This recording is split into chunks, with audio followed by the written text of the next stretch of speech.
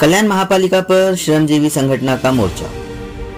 आज कामगारों के हितों के लिए और उन्हें बेरोजगार होने से बचाने के लिए श्रमजीवी संगठन के सैकड़ों कर्मचारियों ने महापालिका मुख्यालय पर मोर्चा निकाला था। संगठन के कार्याध्यक्ष ने बताया कि सफाई का ठेका अलग अलग कंपनियों को दिया गया है, जिनमें प्रमुख सुमित फैसिलिटी कंपनी, जिसके कारण करीब 700 से 800 कामगार बेरोजगार हो जाए, जबकि यह भूमिपुत्र कामगार पिछले 7 से 8 वर्षों से काम कर रहे हैं। इस बारे में संघटना ने आयुक्त को निवेदन देकर न्याय की गुहार लगाई। मी श्रमजीवी कामगार संघटनेचा कार्याध्यक्ष आहे। श्रमजीवी संघटनेमध्ये इकडचे स्थानिक भूमिपुत्र कामगार सभासद आहेत। सदर ठेका मागील सफाई कामगारांचा 4-5 कंपन्यांना वेगळा वेगळा दिलेला, आता एक ठेका पूर्ण सुमित फॅसिलिटी या कंपनीला देण्यात आलेला आहे।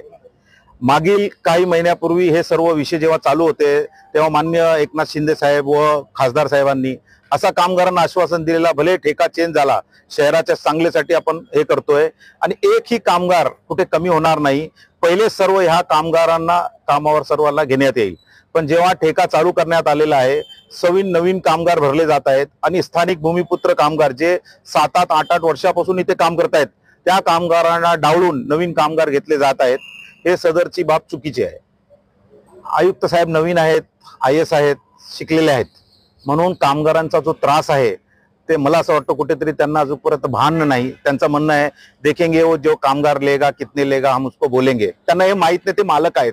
त्यांनी आदेश काढला पाहिजे की पहिले सर्व स्थानिक भूमिपुत्र कामगार ज्या कामगारांच्या मागण्या मागील किती मागण्या बाकी आहेत त्यांचं सर्व बाकी आहे, हक्काचा पगार बाकी आहे, सर्व विषय बाकी आहेत आणि ते कामगारांना काढल्या जात आहे। हा अन्याय नाही का असं आम्ही त्यांना विचारतोय। एकूण 320 कामगार तर आता आहेत, त्याचे पुढे पुढे जसं असं टप्प्याटप्प्याने ते लोक हे करतात, या शहराचे मला असं वाटतं 700-800 कामगार बेरोजगार होतील आणि ह्या बेरोजगारांनी ह्या शहरातले स्थानिक भूमिपुत्रांनी कुठे जायचं असा प्रश्न आम्हाला विचारायला लागतो।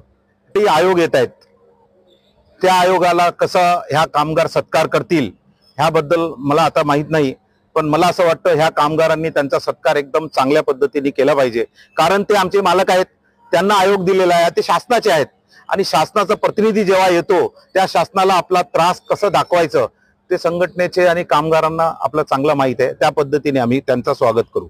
संदर्भात आमच्याकडे माहिती आहे, पण आम्ही जेव्हापर्यंत आमच्याकडे ती ठोस माहिती नाही किंवा कुठला पुरावा नाही तर आमचं बोलणं कुठेतरी चुकीचं वाटणार। पण हे जे तुम्ही सांगताय हा प्रश्न अख्खा शहर आणि माननीय आयुक्तांना विचारला पाहिजे होता का साहेब त्याच्यामध्ये आपला काय कुठे आहे का आणि आपल्या अधिकाऱ्यांचा काय आहे का याबद्दल थोडीशी माहिती आपण घेतली पाहिजे।